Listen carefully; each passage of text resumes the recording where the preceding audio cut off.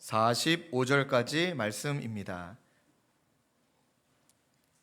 신약성경 72페이지입니다. 제가 먼저 읽겠습니다.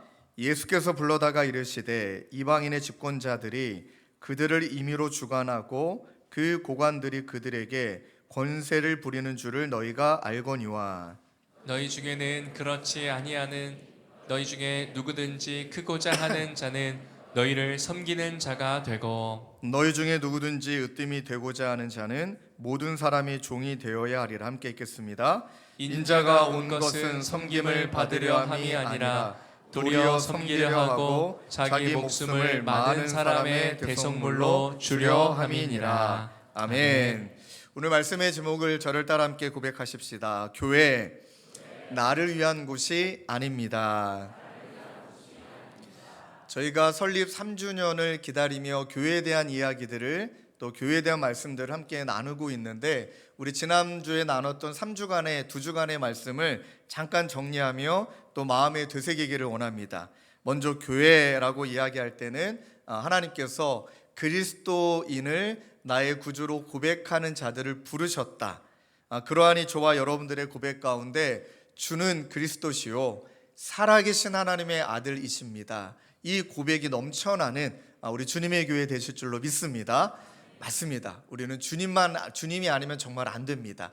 그런 마음의 고백 위에 우리 교회 또한 주님이 떠나시면 더 이상 그것은 교회가 아니다. 이것을 저희들이 마음판에 새기고, 또 지난주에 나누었던 대로 저와 여러분들을 그렇게 교회로 부르셔서 하나님이 우리를 목양하고 양육하는 이유는 분명하시다. 그것은 저와 여러분들을 예수님을 따라가는 제자로 우리를 성장시키시는 하나님의 열심이 있기 때문입니다.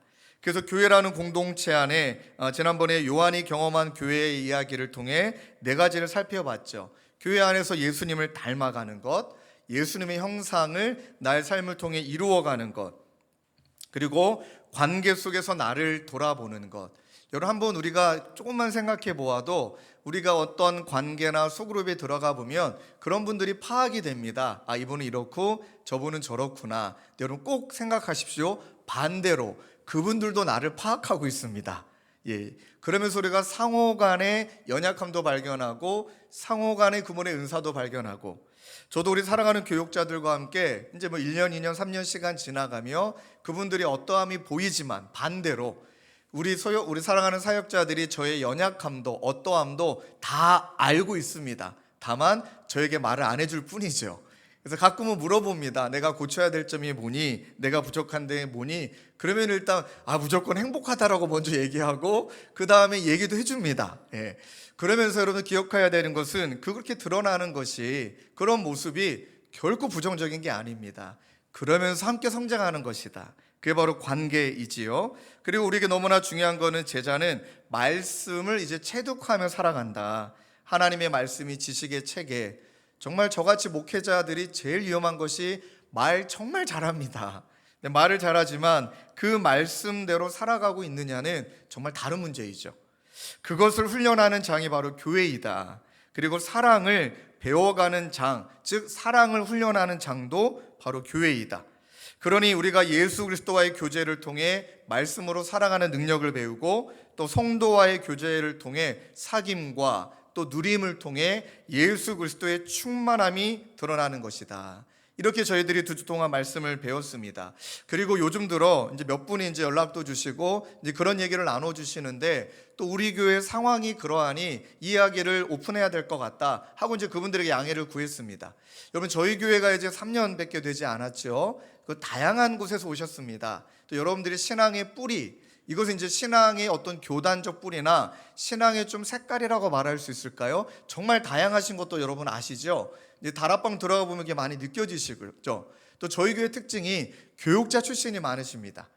어떤 분은 제가 너무 민망했던 것은 목사님이신데 아내분이 먼저 우리 교회에 등록하시고 나중에 그 남편분이 등록하셨거든요. 근데 느낌이 아내가 드디어 남편을 설득해서 교회에 왔나 보다. 그래서 제가 그 사모님인 줄도 모르고 그분께 드디어 남편이 오늘 오셨다고, 진짜 얼마나 기도하느냐 애쓰셨냐고, 그리고 심지어 그 남편 성도님께 정말 아내분이 기도 많이 하셨다, 이렇게까지 얘기했어요. 근데 나중에 보니까 목사님이시고요. 또 저희 교회 신앙생활을 하시고 또 이제 파송 받으셔서 청빙 받으셔서 저희가 섬기고 있는 우리 성서배들 침례교회 담임 목사님으로 또 가셨거든요. 그 외에도 이 자리에도 목사님도 계시고 전도사님도 계시고 잠깐 사역을 멈추신 분도 계시고 그러는 가운데 몇 분이, 이건 또 확대 해석하면 안 되지만 이런 얘기를 하셨어요. 목사님, 요즘 들어 교회 얘기를 너무 많이 하시는 것 같다. 성도들이 사는 게 힘드니까 그 사는 이야기 하면서 좀 더 격려해 주셨으면 좋겠다. 근데 그 말도 맞죠. 그리고 또 어떤 분은 목사님, 제가 이전 교회 전도사님이었는데 저 써주시라, 저 헌신할 수 있다. 그래서 제가 그럴 때마다 늘 드리는 멘트가 있어요. 전도사님의 마음은 너무 귀하시지만 그 다음에 딱 이름을 바꿉니다. 성도님, 이렇게 말해요. 성도님 또는 집사님 또는 권사님, 전도사님 전도사님 임명 받기 전에 그 전 직분을 이야기합니다. 전도사님은 항종직이 아닙니다. 그 교회가 필요해서 그 교회의 필요에 따라 임명한 우리 대상자인데, 여기에서는 제가 꼭 부탁드리고 싶은 것은 3년밖에 되지 않은 교회이기 때문에 정말 많은 것들을 우리가 경험하게 될 거다. 교회를 온전히 경험하시는 성도의 자리에 계시다가 하나님의 부르심을 따라 때가 되면 그렇게 파송받아 가시면 된다. 근데 이분이 오해하신 거예요. 한 두세 분이 오해하셨던 것이, 목사님은 주님의 교회 사람 만들려고 계속 교회 얘기하며 결을 만들고 그다음에 또 뭐라 그러죠? 막 그루밍한다 그러나요? 막 세뇌하며 막 이렇게 오해하신 거예요. 그러니까 본인은 다른 교회에서 사역하고 왔는데 우리 교회에 와서 잘 섞이지도 못하는 것 같고, 나는 전도사 출신인데 막 계속 그 얘기를 하셔가지고 꼭 이 말씀 드렸어요. 절대 그것은 부정적인 것도 아니고 제가 우리 성도님에 대해서 뭐라 하는 것도 아니다. 너무 귀하게 쓰임 받았다. 그런데 진짜 교회를 경험하셨냐? 정말 교회 세워가는 것, 사역의 자리 말고 진짜 성도의 자리에 가서 정말 하나님 앞에 순수한 모습 그대로 교회를 경험하신 다음에 그것을 충분히 경험하시고 그 다음에 사역자로 나가시든 또 분립개척교회로 나가시든 어디 개척교회에서 섬기시든, 그럴 때 비로소 거기에 가서 내가 전도사이고 목사이고 사역자이고 상관없이 진짜 교회를 세우는 사람이 될 것이다. 저는 그게 제 목적과 꿈이다. 그것도 말씀드렸어요. 정말 그렇게 사역하고 싶으시다면 소개해드리겠다. 가서 헌신하고 오셔라 하고 실제로 소개도 했습니다. 근데 안 가시더라고요. 왜 안 가셨냐? 이제 더 이상 구체적으로 얘기하면 안 될 것 같아요. 여기까지. 그래서 제가 교회 이야기를 여러분들 이렇게 하는 이유는 오해하시지 마셔야 됩니다. 주님의 교회 사람 막 만들려고, 교회 순종 잘하는 사람 만들려고, 여러분 그런 것에 관심 있어요. 정직하게 고백하면 담임 목사로 그런 마음이 없다라면 거짓말이지만, 그것을 날마다 꺾고 저와 여러분들이 성경이 말하는 교회됨, 그것을 진짜 경험하게 될 때 여러분들이 어디 가서도 교회다움을 세울 수 있게 되어지는 거거든요. 그래서 여러분 그런 차원에서 오늘 섬김에 대한 부분들이 참 너무 중요합니다. 교회, 그리스도인의 섬김, 헬라어로는 디아코니아. 왜 제가 나를 위한 곳이 아니다 라고 이야기했냐면, 먼저 이 자리에 앉아 계시는 분들, 또 이 자리에서 예배하고 계시는 분들은 두 가지의 정체성, 이 똑같은 정체성이지만 반드시 이것을 기억하셔야 됩니다. 저와 여러분들은 주는 그리스도시요 살아계신 하나님의 아들이십니다 고백했다면 이제는 예수님의 가르침을 따라 살아가는 사람들이다. 믿습니까? 이거 확실하게 하셔야 됩니다. 그 또 한 가지는 저와 여러분들은 어떻게 해서든지 예수님이 제자 만드실 거예요. 그냥 교회 왔다 가는 자로 여러분들 부르지 않으셨고요. 여러분들을 제자로 만드시기 때문에 예수님이 제자들을 향하여 보여주신 말씀과 하신 말씀을 이제 내가 닮아가고 예수님의 행동을 우리가 카피해가며 복사해가며 따라가며, 그것이 우리가 걸어가는 자다. 그러니까 말씀이 삶이 되는 거고, 그 삶이 다시 말씀이 되어지는 거고. 그러니 이 자리에 앉아 계신 여러분들은 확실하게 정리하고 시작하셔야 되는 것은, 그리스도를 믿는 자라면, 또 그리스도를 따르는 제자라면 우리는 예수님이 가르쳐 주시고 예수님이 보여주시는 대로 따라가는 자들이다. 당연한 말이지만 여러분 이것이 출발점입니다. 자, 예수님이 12 제자를 부르셨고요. 그리고 12 제자들에게 많은 것들을 보여주시고 가르쳐 주셨죠. 그 예수님이 누누이 3번이나 반복하는 것은 완전히 알아들을 때까지 완벽하게 반복한 완벽 숫자 3이거든요. 하시면서 하신 이야기가 이제 나는 죽으러 간다. 이제 나는 십자가를 져야 한다. 이 얘기를 제자들에게 다 했습니다. 순환을 예고하신 다음에 조금 텀 있다가 그들이 이제 예수님 말씀하셨지만 시간 지나가면서 까먹기도 하고 잊기도 하고 우리는 망각의 또 그 대상이니까 까먹어서 아유 예수님 그랬습니다 라면 이해가 되는데 성경 말씀에 보니까 마가복음 9장 34절에 예수님이 순환을 예고하신 다음 바로 제자들이 서열 경쟁합니다. 누가 크냐? 누가 예수님께 더 많이 사랑받고 있냐? 누가 더 많이 인정받고 있냐? 다투는 거죠. 그 말씀이 나오고요. 결정적으로 오늘 본문 말씀에는요, 요한과 야고보라는 제자가 이제 본인의 어떤 실체가 그대로 드러나게 되어지는데 여기에 어머니까지 동원해요. 왜냐하면 그 어머니가 요한과 야고보의 어머니가 아마 뭐 이제 신학적으로는 명확하진 않지만 맞는 것 같아요. 그 요한과 야고보의 어머니와 예수님의 어머니 마르다는 형제지간이거든요. 그러니까 예수님의 어머님은 이모잖아요, 이모. 그러니까 이제 이모를 데리고 와서 그 조카인 그 예수님한테 어머님을 딱 앞세워가지고 얘기하는 거예요. 그게 바로 마가복음 10장 35절 37절에 나와 있습니다. 우리 함께 읽을까요? 세베대 아들 시작. 세베대 아들 야고보와 요한이 주께 나와 여짜오되 선생님이여 무엇이든지 우리의 구하는 바를 우리에게 하여 주시기를 원하옵나이다. 이르시되 너희에게 무엇을 하여 주기를 원하느냐 여짜오되 주의 영광 중에서 우리를 하나는 주의 우편에 하나는 좌편에 앉게 하여 주옵소서. 자, 여기서 아멘 하시면 안 됩니다. 요건 아멘 하시면 안 됩니다. 자, 뭐라고 말합니다. 예수님이 물었어요. 예수님께 물어요. 선생이요, 무엇이든지 우리가 구하는 바를, 내가 구하는 바를 우리에게 하여 주시기를 원합니다. 여러분 진짜 저 같아요. 염두하고 주님을 따라갔네요. 본인이 원하는 바가 있기 때문에 예수를 믿었네요. 본인 것들을, 여러분 진짜 이 야고보와 요한도 다 내려놨잖아요. 자신의 삶을 대가 지불했잖아요. 이런 느낌이지 않을까요? 내가 이렇게까지 헌신했고 주님 잘 따라왔다면 이제 나한테 뭔가 거기에 대한 보상을 주셔야죠.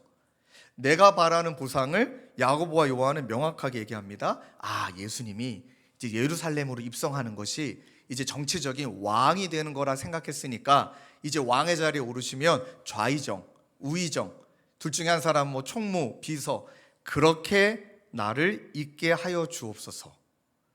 여러분 이 모습을 통해 무엇이 느껴집니까? 그러니까 예수님을 따르고 있는데 내가 원하는 방식으로 염두하고 따르고 있다. 거기에다가 충분히 나는 헌신했으니까, 대가를 지불했으니까 인정해 줘야 되지 않나. 우리 순자님이 저에게 연락을 주셨는데 진짜 너무 귀하세요. 야, 저에게 오셔서 정말 헌신하셨어요.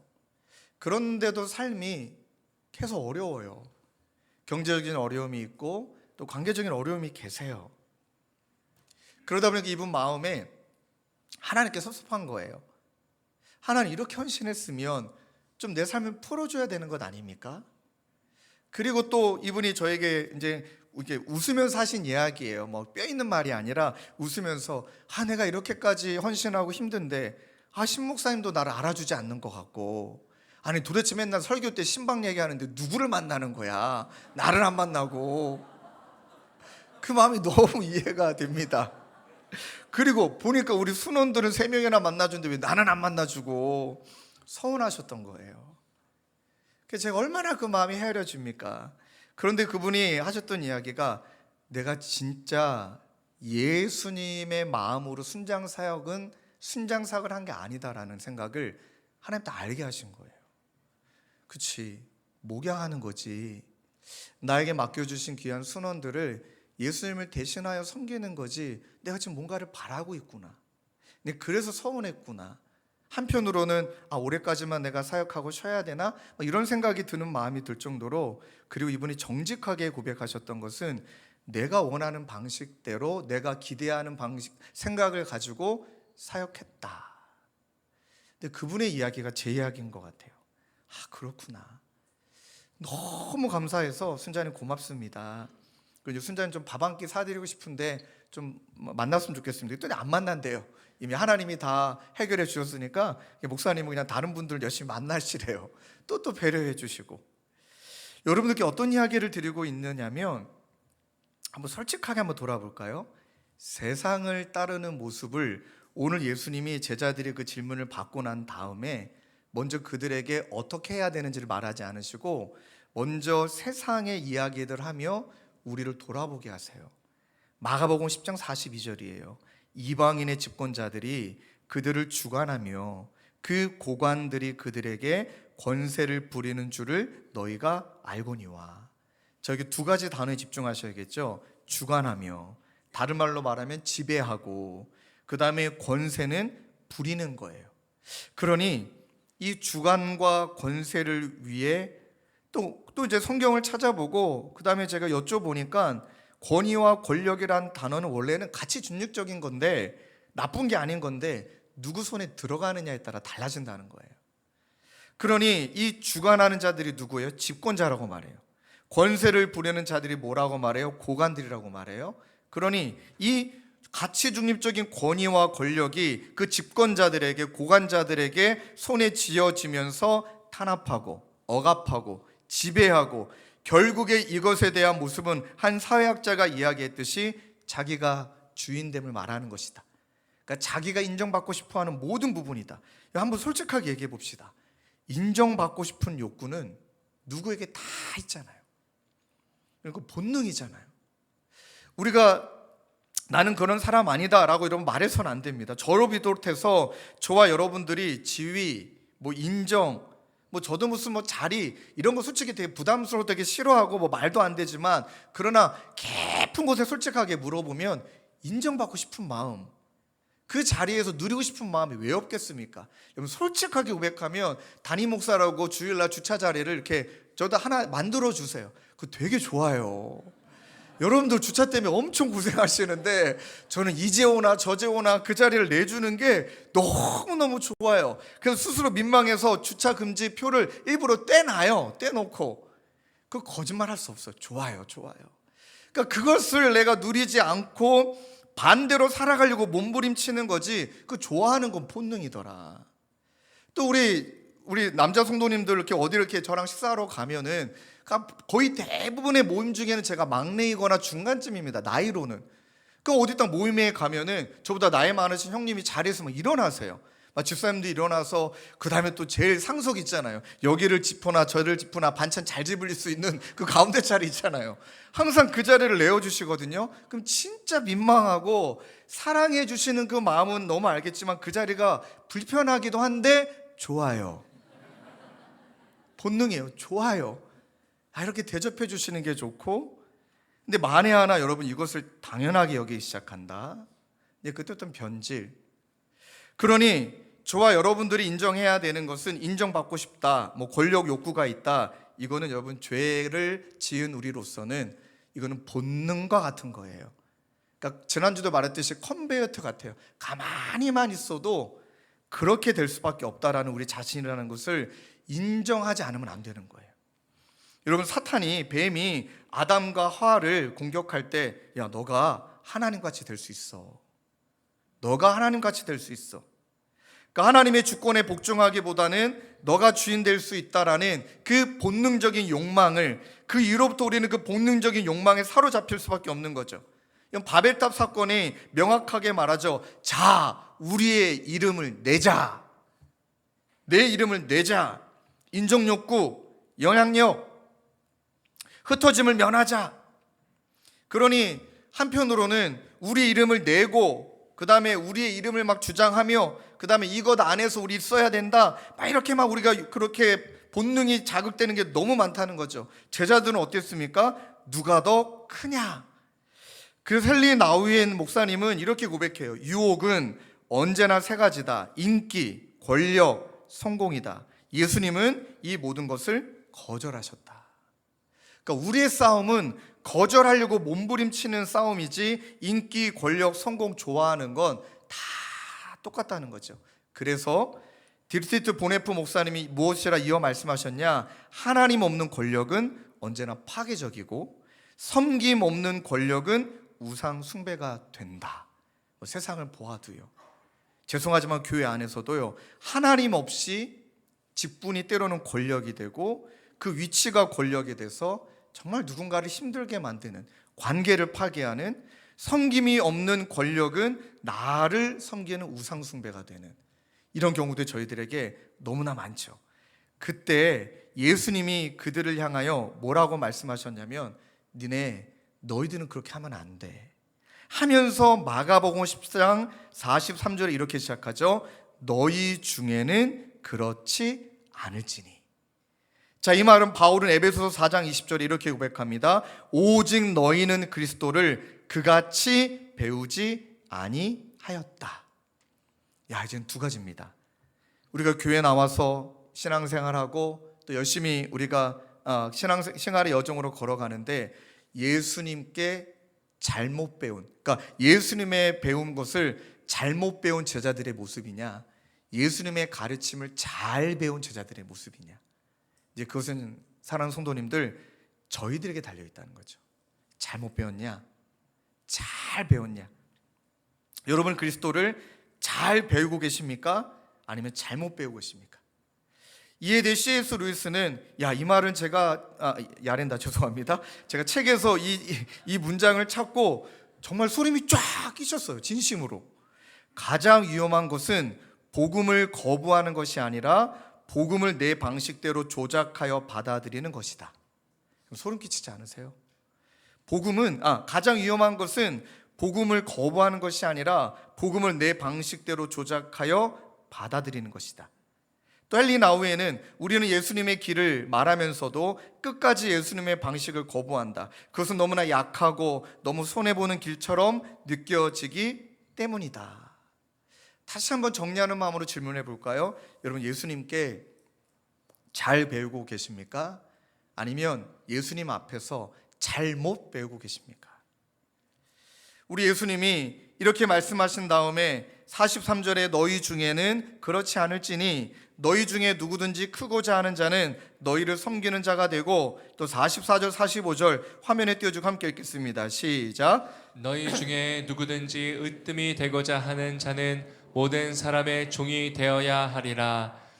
그 다음에 이제 괄호 외 한국말에는 왜냐하면이 빠져 있는데 이 원어에는 왜냐하면이 들어가 있어요. 왜냐하면부터 같이 읽을까요? 시작. 왜냐하면 인자가 온 것은 섬김을 받으려 함이 아니라 도리어 섬기려 하고 자기 목숨을 많은 사람의 대속물로 주려 함이라. 아멘.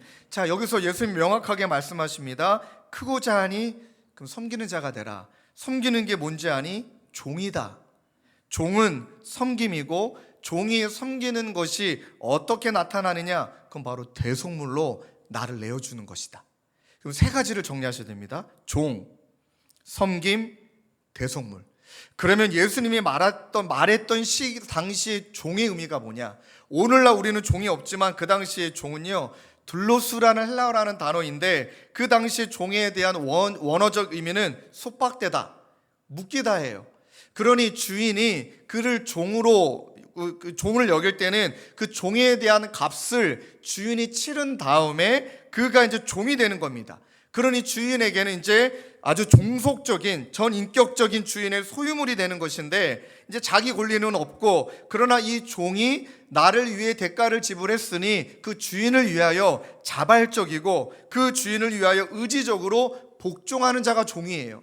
자, 이 단어를 왜 쓰셨냐면 구속사적인 관점, 예수님이 종이다라는 이야기는 무엇이냐면, 여러분들을 예수님의 종 삼아 주시고 예수님을 따라가는 제자 삼아 주실 때 있어서 여러분들을 종 삼기 위해 예수님이 자신의 생명값을 대신하여 지불하고 여러분들을 종 삼으셨다는 겁니다. 그러니 종은 나를 위해 죽으신, 나를 위해 생명값을 치르신 그분에게 전적으로 종속되는 것이고, 그분을 위해 자발적이고 의지적으로 내가 복종하는 자가 종인 거예요. 그러니까 여러분, 종은 하고 싶다고 하고 안 하고 싶다고 안 하고, 마음에 들면 하고 마음에 들지 않는다고 안 하는 것이 아니라는 것이에요.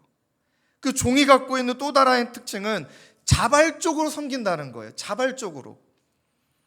그러면서 우리가 하나님을 섬기는 방식이 내가 할 수 있는 방식, 내게 좀 편한 방식, 그래서 내가 원하는 방식, 부담되고 싫고 뭔가 안 맞고 짜증이 나고 코드가 안 맞고 안 해요. 그건 종이 아니라는 거예요. 그건 종이 아니라는 거죠. 또 섬긴다라는 이야기를 합니다. 여러분이 섬긴다라는 단어가 바로 디아코니아. 오늘 여러분들에게 우리가 나눴던 디아코니아라는 단어인데, 여러분 이 단어가 굉장히 천박한 단어예요. 이 단어가 아름다운 단어가 아닙니다. 헬라 시대, 예수님이 살았던 시대에는요, 이 디아코니아, 섬긴다를 누구에게 말했냐면 가장 하층 민족, 그 당시엔 계급주의였기 때문에 가장 밑바닥에 있는 사람이 누군가 오면 발을 씻기고, 그러면 심지어 그 당시에는요, 이 종의 아들이 뭔가를 잘못을 저지르면 그 아들의 죄값을 대신해서 누군가 하층민 중에 제일 밑에는 천한 종을 대신 죽였습니다. 그런 시대였습니다. 그러니까 굉장히 천박함을 당하고, 그다음 굉장히 말을 잘못했네요. 천시를 받고 그런 천민이었다는 거예요. 근데 예수님이 그 단어를 본인에게 써요. 나는 섬기는 종이다. 말이 되나요? 어떤 의미일까요? 나는 그렇게 죽으러 왔다는 겁니다. 여러분, 섬김의 핵심은 대신하여 내어주러 왔다는 거예요. 뭔가 열심히 사랑으로 섬긴다, 내가 섬긴다라 할 때 뭔가 서비스한다, 그게 아니고 성경의 진심의 섬김의 의미는, 디아코니아의 의미는 그 사람을 살리기 위해 나를 대신 죽인다. 그 사람을 내가 세우기 위해 내 것을 희생한다. 이게 바로 디아코니아입니다. 그래서 마틴 루터는 이것에 대해 이렇게 고백해요. 예수님은 내 자리에서 죽으셨고 나는 그 자리에서 살아간다. 이것이 바로 대속의 신비다. 여러분, 저는 이 말씀 앞에 내가 이 자리에 서 있는 것은 예수님의 섬김, 예수님을 자신의 생명을 대신하여 나를 이 자리에 내어주심이구나. 여러분, 그러니 이 말씀과 이 오늘 예수님이 보여주신 부분이 세상과는 정반대라고 얘기하고 싶지가 않고요. 이렇게 말하고 싶어요. 이것이 예수님이 바라는 길이구나. 세상과 다르다는 게 아니라 우리에게 바라시는 모습은 이것이구나. 그러니 우리가 지난주로 돌아간다면 주는 그리스도시요 살아계신 하나님의 아들이십니다 라는 고백이 없이는 섬김할 수가 없는 거예요. 봉사는 할 수 있겠죠. 섬김, 디아코니아를 이루는 것은 우리에게는 불가능하다.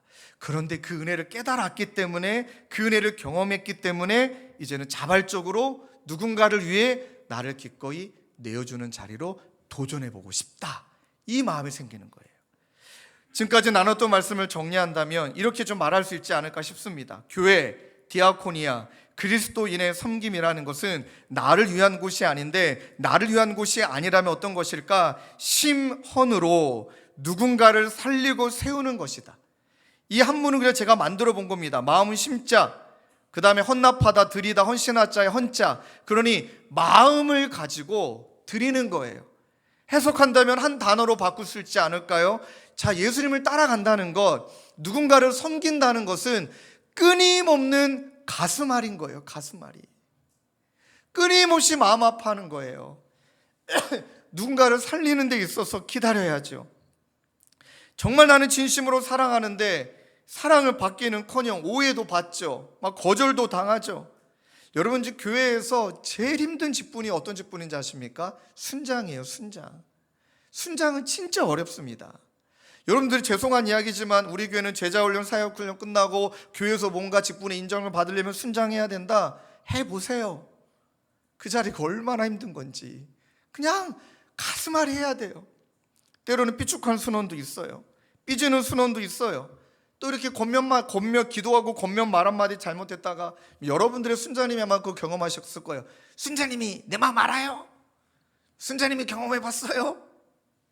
또 그것 때문에 막 울고, 섬겼지만 보답을 받기를 합니까? 사랑으로 시작했지만 이런 순장님도 많이 계세요. 열심히 섬겼는데 이제 소진됐어요. 소진, 번아웃. 그냥 내년에는 여기까지가 끝인가 뭐.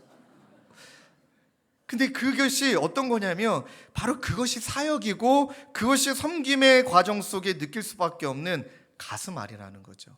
그래서 저는 제가 그냥 나름대로 정리해 본 것은 가슴앓이는 관계에 십자가를 짊어지는 것이 관계구나. 그 가슴앓이구나. 왜 관계 십자가라고 표현했을까요? 관계 속에서 섬김의 핵심인 나를 죽임으로, 나를 대신함으로 누군가를 살려야 하니, 그러니 십자가, 관계라는 십자가를 짊어지는 것이, 그것이 가슴앓이구나. 그러다가 우리 순자님들이 아니야, 나 내년에 또 할래, 나 열심히 교사할래, 그런 마음이 여러분 언제 생기는지 아세요? 저는 그거 압니다. 순원이 성장했을 때, 그 아이들이 성장했을 때, 와, 말로 할 수 없는 기쁨이 있는 거예요. 그렇게 순원들이 성장하고 조금씩 예수님을 닮아가는 모습을 보면은, 그렇지, 그래서 내가 사역하는 거지, 그래서 내가 이 길 걸어가는 거지. 그러니 섬김은 나를 위한 곳이 아니라고 말하는 것은 심헌, 가슴앓이, 대신함으로 누군가를 살리고 세우는 것이다. 저는 말씀을 준비하는데 얼마 전에 뭐 한 달쯤 됐나요? 제자 아이가 찾아왔어요. 근데 제가 이 아이가 기억이 나요. 공부를 진짜 너무 잘했어요. 공부를 곧잘 잘해서 그래 너는 하나님 주신 은사가 공부니까 열심히 해라. 그리고 나중에 알고 보니까 서울대를 갔더라고요. 근데 얼마 전에 찾아와서 하는 이야기가, 목사님 저 지금 신학교 다녀요. 그래서 제가 그러지 마.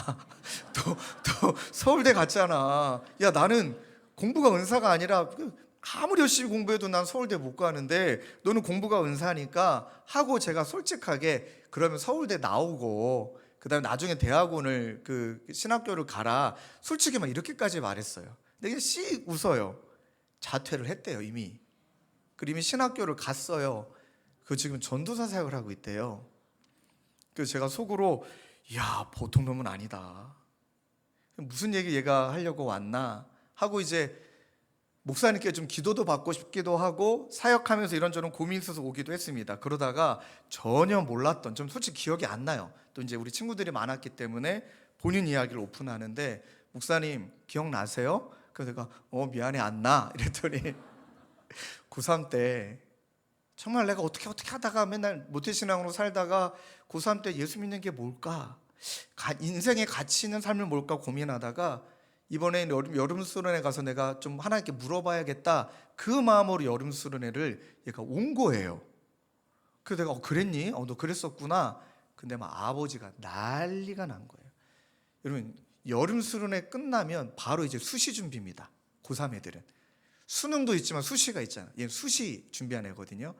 바로 준비해야 되는데 막 노발대발 아버지가 난리 난 거야. 니 미친 거냐? 네가 지금 수련회 갈 때니? 당장 수시가 코앞이라면 네가 준비해야 되는 거 아니니? 이제 그러다가 막 아빠가 뭐라고 하는 것을 얘가 그냥 버티고 수련회 온 거예요. 그리고 얘가 하나님을 거기서 뜨겁게 만났어요. 인생의 가치가 무엇인가를 고민을 많이 했던 것 같아요. 그리고 나서 수시를 시험 보는 과정에 얘가 엄마랑 새벽 예배를 간 거예요. 새벽 예배를 갔어요.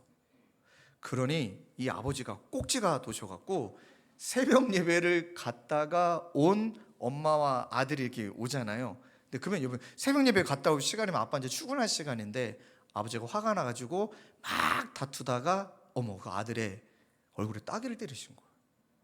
물론 이제 화가 나셔서 이제, 그러나도 이제 폭력은 안 되죠. 차라리 매를 드시든지. 근데 따귀를 딱 때리는 순간에 이 아이가 또 화가 난 거예요. 그리고 지금까지 참았던 이야기를 아버지에게 싸붙인 거예요. 아버지처럼 예수 믿으니까 내가 교회 다니고 싶지 않았어요. 그 아버지 성공하신 분이거든요. 그러니까 이제 아들이 이제 막 서울대 갈 거의 성적이 나오니까 막 아버지로서 얼마나 기대가 돼요. 물론 그 인간적 아비의 마음으로는 이해가 되는데, 아버지같이 예수 믿으니까 예수 믿지 않아요. 그 다음 얘가 했던 말이, 본인의 이야기를 해주는데, 우리 집에 예수님이 주인인 적이 언제 있었습니까? 하는 거예요. 아버지한테 막 대든 거예요. 우리 집에 예수님이 주인인 적이 언제 있었냐고. 아버지가 주인이지 않았냐고. 이혼하지 않고 살아가는 엄마가 불쌍해 죽겠다고. 아마 그 어머니 속으로 아멘 하셨을 거예요. 어머니는 그냥 아무 얘기 못하고 막 있었겠죠. 아들이 엄마를 대신에 막 아빠한테 싸붙인 거예요. 그리고 얘가 가출했어요. 제가 그게 기억이 나요. 가출해서 우리 집으로 온다 그래서 그래 와라. 그 다음날 또 딴 놈이 가출해서 그럼 넌 나가라. 얘 들어와야 되니까 하고 이제 그건 기억이 나요. 예, 진짜 기억이 나요. 너 하루 쉬었으니까 가고 딴 놈 와야 되니까 너 나가라. 그러면서 한 며칠인가 얘가 가출하고 이제 집에 들어갔는데 아버지에게 싸붙였던 그 한마디가 어떤 의미에서 하나님의 메시지가 돼서 그 아버지가 본인의 삶을 돌아보신 거예요. 그냥 궁금하잖아요. 야, 그럼 너 그 다음 스토리가 어떻게 됐니? 그랬더니 그래도 이제 본인도 욕심이 있으니까 서울대나 한번 써보고 싶어서 썼다. 그랬더니 붙었다. 우리 재수없다 너 막 그랬어요. 그래서 서울대를 1학년을 다니고 1학년 내내 얘가 고민하고 기도하면서 진짜 가치 있는 삶을 뭘까? 내 삶의 주인이 예수님이라면 예수님이 원하시는 게 뭘까? 하고 이 친구가 나는 신학 공부하고 그 다음에 사회복지 공부해서 나는 나중에 다른 나라 가서 선교사라는 이름이 아니라 목사 안수를 받고 그렇게 제3국이나 어려운 지역 가서 나는 섬기는 사람 되고 싶다 하고 이 친구는 그것을 꿈꾸고 고민하다가 신학교를 갔고 지금 전도사로 사역하고 있더라고요. 그리고 나서 얘가 마지막 했던 말이 너무 위로가 됐던 게 뭐냐면 야, 그럼 아버지랑 너랑 관계가 어떻게 됐니? 그러니까 하는 이야기가 지금 우리 아버지가 본인에게 최고의 중보 기도자가 되셨대요. 그 얘기를 듣고 나서 근데 나는 한 분이 더 계속 떠오른다. 너희 엄마. 생각해봐라. 아버지와 너 사이에 얼마나 가슴 아리했겠니? 그 아버지 눈치 봐가며 너 기도해 가며 그러니까 늘 어머니가 기도해 주셨대요. 그렇게 모진 시간 가슴 아리했던 너희 어머니가 계셨기 때문에 그 시간을 내어주었기 때문에 너희 아버지도 너도 하나님 앞에 어떻게 살아야 되는지를 너희 어머님이 그런 마음으로 내어주었기 때문에 이렇게 된 거다. 오늘 집에 가서 너 꼭 엄마 안아드려라 하고 이제 축복해서 보내려고 했는데 마지막에 얘가 또 한마디를 더 하는 거예요. 근데 목사님 요즘 힘든 게 있대요. 그래 뭐니? 그랬더니 부장 집사님이 너무 자기를 괴롭힌대요. 총무 집사님도 자기를 너무 괴롭힌대요. 그래 그럴 수 있다. 나도 그런 건 많다. 그리고서 이제 저희 교회 얘기 아닙니다. 이 친구 얘기가 부장님이 자기가 설교 끝나고 나오면은 자기 설교를 평가한대요. 뭐 전도사님 오늘 이건 좋았고 이건 안 좋았다. 조금 더 연구하시라. 그때 얘가 나 서울대 나왔거든 막 이런 마음이 얼마나 많이 들었겠어요. 총무 집사님은 본인 스타일도만 일을 하는 거예요. 그러니까 얘가 기도 못 피고 그다음에 막 열심히 사역하고 싶은데 막 어떻게 해야 될지도 모르겠고 이제 사역한 2년도 안 됐고 여기까지인가 보다. 난 떠나야 되나 보다. 딱 그러다가 옛날에 제가 했던 이야기가 떠올랐대요. 니네 얼굴이 떠오르더라. 니네 얼굴이 아무것도 모르는 너희들 얼굴이 떠오르더라. 딱 그 순간에 이 친구가 와가지고 하는 이야기가 목사님 말한 대로 어머님이 그렇게 가슴앓이하고 대신 죽어준 것처럼 목사님 저도 한번 죽어보려고 해요. 부장님이 죽고 총무님이 죽고 한번 그 자리를 지켜보려고 해요. 그때 진짜 눈물이 막 울컥울컥 나더라고요. 그래 누구야? 그게 목회고 그게 가슴앓이더라. 목회는 평생 가슴앓이 하다가 이제 그만해라 고생했다 하고 주님께 불림 받는 게 그게 가슴앓이더라. 그 이야기를 듣는데 그 친구 기도해주고 계속 마음에 남는 거예요.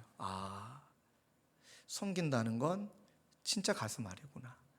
자녀를 키우는 것도 여러분들께서 맡겨주신 사역의 자리에도 결국 나를 대신하여 내가 그것을 대신함으로 누군가에게 자리를 내어주는구나. 여러분 그리고 이 친구를 보내고 그 다음날 몇 주인지 명확히 시간은 기억이 나지 않는데 묵상하다가 이 누가복음 말씀 한 구절을 만나고 그날 너무 위로를 받았어요. 예수님이 진짜 제자들을 끝까지 책임지셨구나. 기도하고 제자를 부르셨다고 말씀드렸었죠, 마태복음 때. 그리고 그들을 끊임없이 목양하고 양육하셨죠. 그들이 끝까지 제자로 서는 그날까지 예수님이 책임을 지셨는데 끝내 결이 다른 염두하고 주님을 따라갔던 가룟 유다는 자살하고 생을 마쳤지만 나머지 제자들은 이제 그분의 인생을 살아가죠. 그렇게 제자를 양육했던 예수님이 시몬에게, 베드로에게 뭐라고 말씀하시냐? 누가복음 22장 31절이에요. 시몬아, 시몬아. 와, 이름을 2번 불러주세요. 마치 이렇게 말하는 것 같아요. 종철아, 종철아, 보라, 사탄이 너희를 밀가부로 타려고 요구하는데 영적 전쟁 얼마나 심하니? 사탄의 이 유혹이 얼마나 많이 있니? 그러나 내가 너를 위하여 내 믿음이 떨어지지 않기를 내가 기도했다. 너는 다시금 돌이킨 후에 내 형제를 굳게 해라. 여러분, 예수님이 여러분들의 믿음이 떨어지지 않게 하시려고 끊임없이 기도하고 계신다. 그렇게 우리를 목양하고 계신다. 그래서 기도하는 가운데 하나님이 깨닫게 해주신 것이, 와, 우리 교회는 진짜 너무 감사하다. 왜냐하면요, 목회자도 너무 약해요. 저 솔직히 고백하면 정말 약하고 부족해요.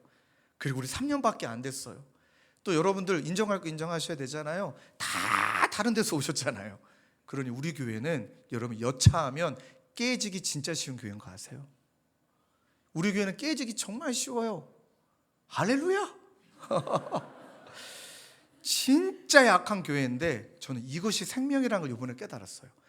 우리가 이렇게 약하니까, 주님의 교회는 예수님의 피값으로 예수님이 시작하셨는데 이렇게 약하니 우리 예수님이 주님의 교회를 위해서 얼마나 많이 기도하실까.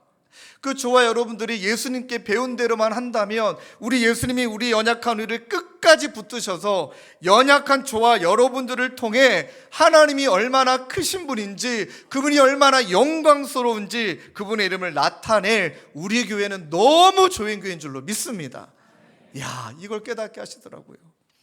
정말 깨지기 쉬운 교회가 정말 주님의 사랑을 더 많이 깨닫고 그것으로 말미암아 주님의 영광을 드러내기 너무 합당한 교회가 우리 교회구나. 이 마음을 가지고 이제는 2번째, 이걸 붙들고 더 기도하기를 원해요. 나를 위한 곳이 아니라면 이제는 여러분 연약함을 함께 짊어지는 거예요.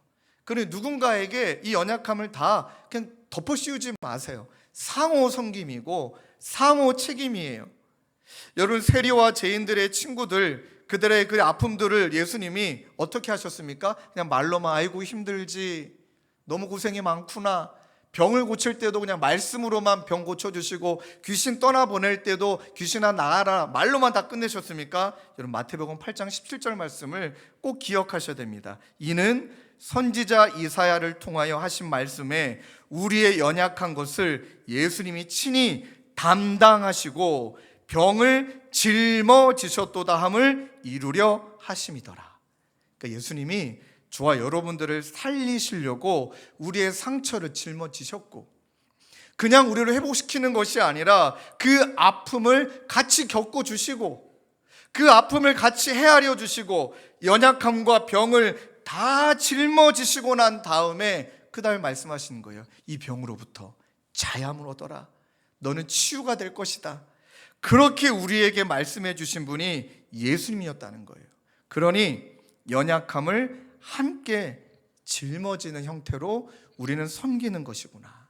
순장님이 순원을, 반대로 순원이 순장님을, 여러분들이 위치 가운데 있는 그 직분의 모습으로 또 그 직분에 함께하는 동역자들이 함께 짊어짐으로써, 그래서 어떤 의미에서는 이런 말이 우리 교회는 이제 없어졌으면 좋겠다. 목사님이 왜 그래? 순자님은 왜 그래? 뭐 누구는 왜 그래? 뭐 반주자는 왜 그래? 막 그런 어떤 역할, 롤에 맞춰가지고 그 사람이 왜 그렇게 못하는 거지? 왜 그렇게 책임을 잘 감당을 못하는 거지? 그렇게 평가하는 존재가 아니라 같이 짊어지는 존재. 여러분들 기억하셔야 되는 것은 예수님이 여러분들을 이 자리로 불러주심을 믿습니까? 그러니까 우리가 오고 싶어서 온 게 아니라 여러분들이 이 자리로 불러주신 거예요. 그러면 예수님이 여러분들을 부르실 때 이렇게 표현하면 이해해 주실까요? 이미 제자 삼기로 작정하신 거예요. 이미 여러분들을 제자 될 수밖에 없어요. 아예 작정하시고 여러분들을 목양하시거든요. 아예 사랑하기로 작정하셨던 거예요. 그래서 저도 우리 교육자들 올 때마다 늘 하는 이야기가 똑같아요. 이제 나는 당신을 사랑하기로 작정한 사람이지 당신을 평가하는 사람 아니니까 어떤 것도 우리 편안하게 이야기 나누자. 이제 나는 당신을 사랑하기로 작정한 사람이다. 이미 당신을 가족으로 여긴 사람이다.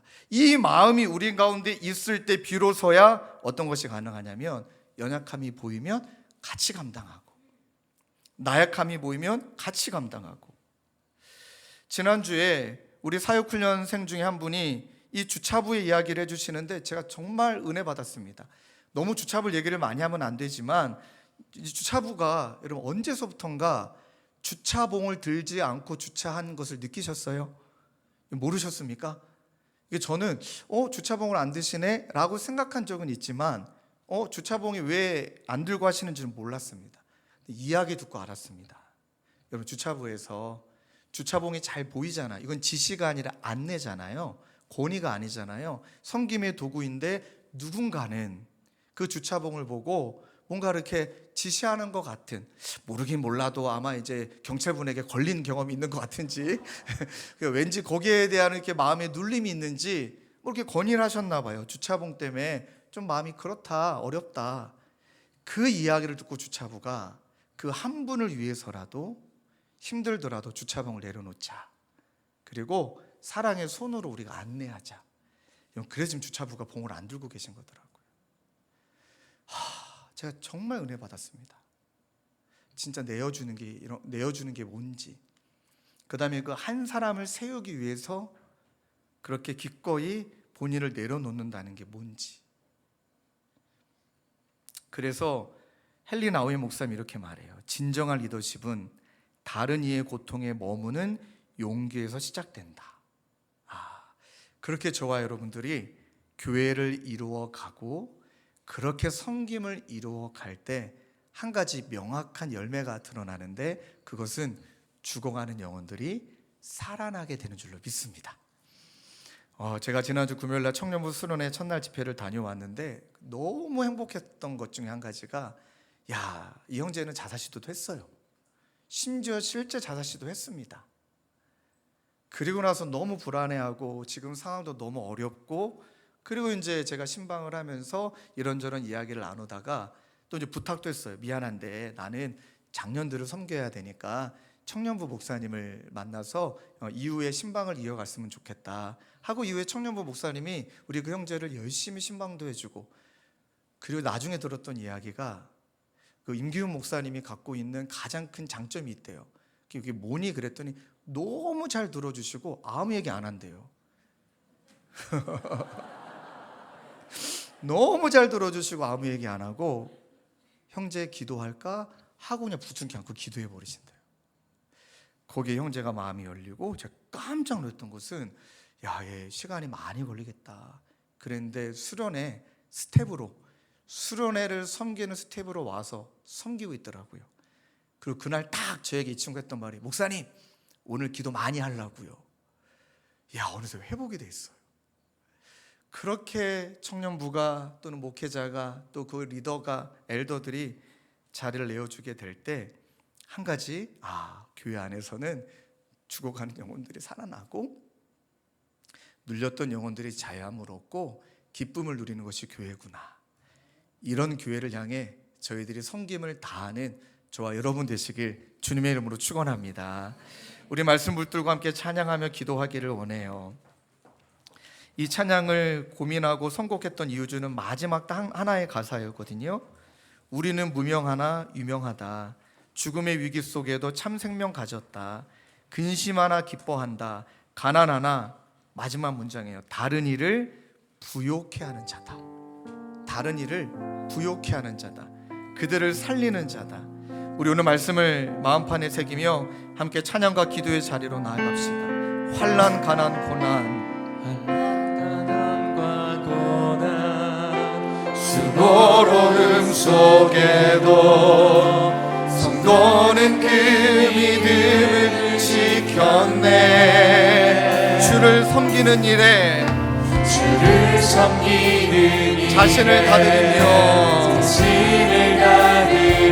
진리의 말씀과 성령으로 그 길을 걸었네. 그리스도 안에서 새롭게 하시고 그리스도로 인하여 자유케 되었네. 우리는 유명한 자요 죽음의 위기 속에도 참 생명 가졌고 아멘 아멘 근심하나 기뻐하며 하나하나 다른 일을 부욕해 하는 자. 우리 한번 고백합시다. 우리는 무명하나 유명한 자요 죽음의 위기 속에도 마음 생명 가졌고 근심하나 기뻐하며 하나하나 다른 일을 우리 이어서 찬양할까요? 매일 마주한 슬픔을 견뎌나가며 매일 마주한 슬픔을 견뎌나가며 주 예수의 마음을 닮아가네. 두려운 걸음마다 우리 주가 동행하니 주 의지하며 오늘을 건네. 주의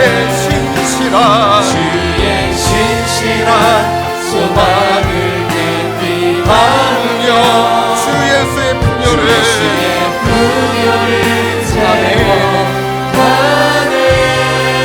하나님의 자녀로 명예 지켜가며 깊어진 삶을 주께 드리네. 사랑하는 성도님들, 오늘 말씀을 붙들고 우리 두 갈래의 방향을 갖고 기도하기를 원해요. 첫 번째는 우리 주님이 우리를 제자로 불러주셨고 자신을 대신하여 우리를 이 자리에 있게 하셨음을 우리가 믿는다면, 하나님, 너무나 중요한 것, 예수를 믿고 따라가는 이 길 가운데 때로는 가슴 아리하고 하나님, 때로는 눈물 지을 수밖에 없는 시간도 있고 하나님, 때로는 그만하고 싶을 때가 있지만 그것을 포기하지 않을 때, 심현 가슴 아리와 그 삶을 드릴 때 영혼은 살아나고 세워지는 그 열매를 위해 섬기며 나아가는 우리 모두가 되게 하여 주옵소서. 또 한 가지 갈래는, 하나님, 나는 정말 섬기는 자였나? 나는 비난하고 비판하고 지적하고 자격을 논하고 무언가 염두하고 나는 주님을 따라가고 있지 않나? 제자훈련도 사역훈련도 또는 섬김의 자리도 그 무엇도, 저 또한 이 목회의 자리도 무언가를 염두하고 내가 더 돋보이게, 내가 더 다른 사람들 보기에 멋져 보이게, 교양 있게, 세련되게, 여러분, 그것이 아무 필요가 없다라는 것을, 우리는 죄인이라는 것을, 그러하기에 여전히 자아로 가득 차 있는 내 모습을 하나님 앞에 솔직하게 고백하며 그렇게 회개함으로 나아가는 이 시간이 되기를 원해요. 이 시간 한 목소리로 기도할 때 아버지, 알게 하시고 발견되게 하셔서 예수님의 손에 붙들려 제자답게 하나님 잘 배우는 길로 나아가게 하시고, 하나님, 그로 말미암아 주님을 닮아가는 섬김으로 말미암아 영혼을 살리고 세우는 우리의 삶, 우리의 가정, 주님의 교회 되도록 하나님 인도하여 주옵소서. 우리 마음을 가지고 한 목소리로 함께 기도하며 나가겠습니다. 기도하시겠습니다. 하나님 아버지, 오늘 말씀을 먼저 제 삶에 먼저 저희 목회 현장에 먼저 저의 인격의 상황에 적용하기를 원합니다. 하나님, 드리는 거 좋아요. 인정받는 거 너무 좋아합니다.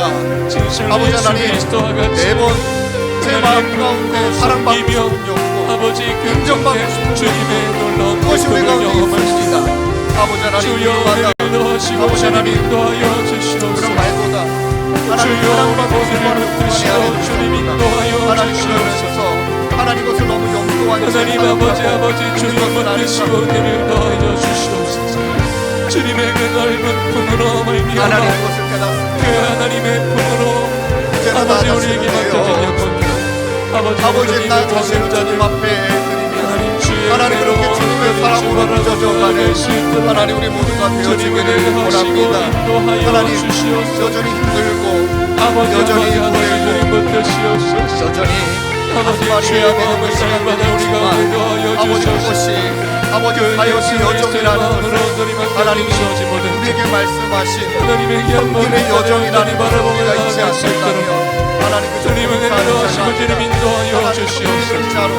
아버지 하나님 살아가는 모두가 되도록 주님과 같이 주 하나님 하나님 아버지 그 가슴 아리를 온전히 우리 삶 속에 외면하지 않게 나아가게 도와주셔서 하나님 우리 개인과 아버지 우리 가정과 하나님 우리 맡겨진 이 공동에 살리고 하나님 모든 것을 주님 아버지 하나님 그 주의 마음 온전히 붙들고 나아가는 이들 될 수 있도록 우리 주 하나님 인도하여 주옵소서. 주님 아버지 인도하여 하나님 우리에게 도와주시고 아버지 그 고백으로 나아가는 주님 인도하시옵소서. 우리 주 하나님 아버지 하나님 모든 붙드시고 주님 역사하여 주시옵소서.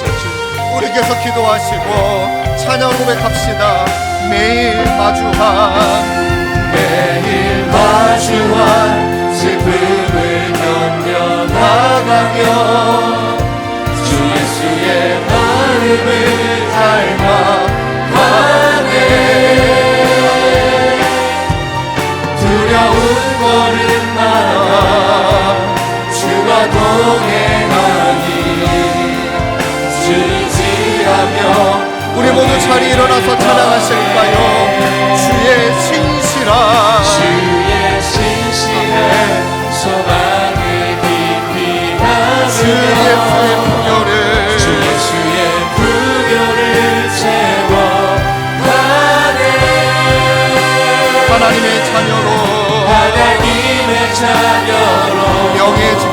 명예 지켜가며 깊어진 삶을 주게 드리네. 하나님의 자녀로 명예 지켜가며 하나님의 자녀로 명예 지켜가며 깊어진 삶을 우리 한 번 더 마지막으로 고백합시다.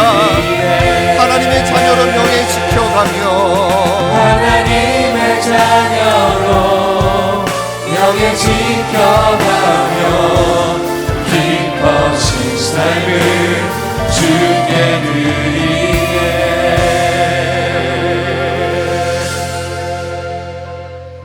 하나님, 예수 잘 믿고 봉사 잘하면 되는 줄 알았는데 예수님이 우리에게 배우기를 원하고 가르치기를 원하는 것은 봉사의 자리에 머무는 것이 아니라 나를 대속물로 내어줌으로 누군가를 위해 내가 대신함으로 영혼을 살리고 섬기는 바로 대속의 섬김이라는 것을, 그러할 때 우리의 섬김을 통해 영혼이 살아나고 우리의 섬김을 통해 영혼이 예수를 만나고 또 힘겨운 우리의 삶의 여정과 또 이렇게 희생하고 손해볼 때 마음이 낙심이 될 때 하나님 마음을 나누며 그 인생의 짐을 또 아버지 하나님 우리에게 맡겨주신 이 섬김의 짐을, 이 연약함을 함께 짊어지라고 우리 모두를 불러주신 줄로 믿습니다. 하나님, 이번 한 주 또 우리 주님의 교회가 참 너무 연약함 가운데 있지만 그래서 늘 위태위태하고 잘 부서질 수밖에 없는 하나님 그런 상황이지만 바로 그때가 위대하시고 우리를 붙드시고 능력이신 하나님을 경험하는 놀라운 절호의 기회임을 믿고 하나님을 의지함으로 이번 한 주도 하나님 제자답게 살아내는 우리 모두가 되도록 주님 인도하여 주시옵소서. 우리 구주 예수 그리스도의 은혜와 하나님 아버지의 다함없는 사랑과 성령님의 위로교통 감화, 우리와 함께 하시는 성령 하나님의 역사가 하나님 섬김의 자리에서 그렇게 주님을 따라가기로 다짐하는 사랑하는 성도님들과 주님의 교회와 이 나라와 열방 가운데 영원히 함께 계시기를 간절히 축원하옵나이다. 아멘. 하나님 아버지 고백합니다. 하나님